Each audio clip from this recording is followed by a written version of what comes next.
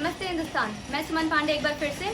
तो रिया चक्रवर्ती की अभी चल रही है कार्यवाही और कार्यवाही चल रही है उनके जमानत की। तो अपने जमानत के लिए उस डायन ने एड़ी चोटी एक लगा दी है और हर कोशिश कर रही हो। इतना ही नहीं, जो दूसरों पे इल्जाम लगाती थी, जो जिनके ऊपर खुद इतने इल्जाम लगे हुए हैं और आज वो इल्जाम लगा रही है एनसीबी पे। कहती हैं उनके ऊपर कुछ आरोप उन्होंने जो लगाए हैं कोर्ट में, जो अपने बारे में जो बोल रही हैं कि जहाँ पे उनकी जब पूछताछ हो रही थी एनसीबी में, तो एनसीबी में पूछताछ करने वाला कोई वहाँ पे सारे के सारे मेल ऑफिसर हैं, कोई भी फीमेल ऑफिसर नहीं है। मैं पूछना चाहूँगी रिया चक्रवर्ती से, आपको आज तक फीमेल की जरूरत कब पड़ी? आप जब अपने लिव इन रिलेशनशिप में रहती थी उस वक्त आपको पता नहीं चला कि जिस ऑफिस में काम कर रहे हो या फिर जिसके घर में रह रहे हो उसमें कोई भी फीमेल स्टाफ नहीं थी?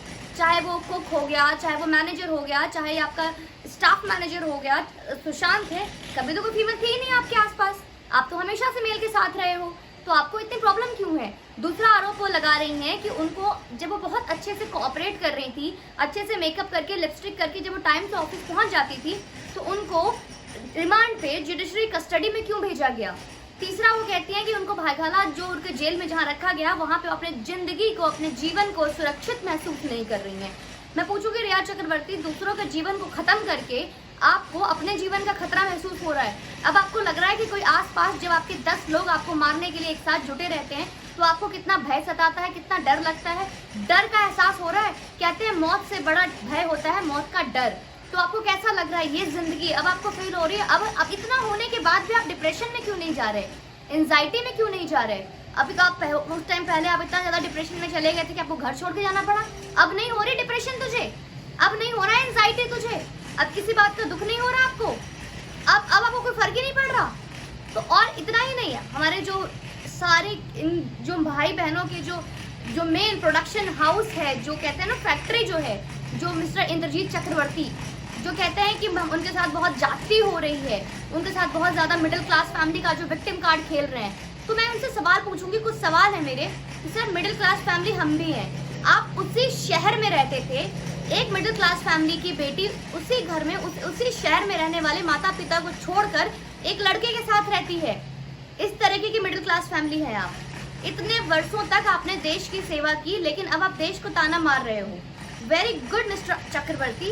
मैं बोलूँगी कौन सी मिडिल क्लास फैमिली अपने बेटी को और अपने बेटा को ऐसे संस्कार देता है कि एक बेटी को भेज देता है लिव इन रिलेशनशिप में रहने के लिए, बिना माँ बाप से मिले हुए, बिना उस लड़के के बैकग्राउंड को देखे परखे हुए।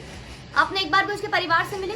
एक मिडिल क्लास फैमिली की लड़की उस लड़के के परिवार को उससे दूर रखती है, उसको दूर कर देती है, उसके पैसे पर आपका और आपका पूरे परिवार का घर चल रहा है। कौन सी ऐसी मिडिल क्लास फैमिली लूट खसोट काम करती है? तो बहुत सवाल है मेरे लिए, मेरे पास आपके लिए मिस्टर चक्रवर्ती। तो ये मिडिल क्लास फैमिली का जो विक्टिम कार्ड खेलना बंद करें, और ये जो चल रहा है जमानत जमानत जमानत, और कुछ एक्टर हैं जो बहुत खुल कर आ रहे हैं इसमें कि रिया चक्रवर्ती को इंसाफ मिलना चाहिए, गलत हो रहा है, वो लोग अपने मुंह पे गोबर पोत लो, इसके अलावा कोई ऑप्शन नहीं है आप लोगों के पास। तो प्लीज आप लोग इस चीज में मेरे साथ बने रहें।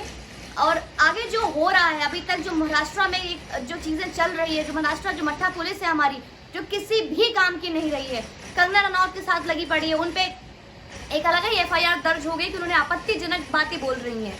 तो इस तरीके की चीजें जो अब बिल्कुल भी अब बस की नहीं है हमारे लिए सहना।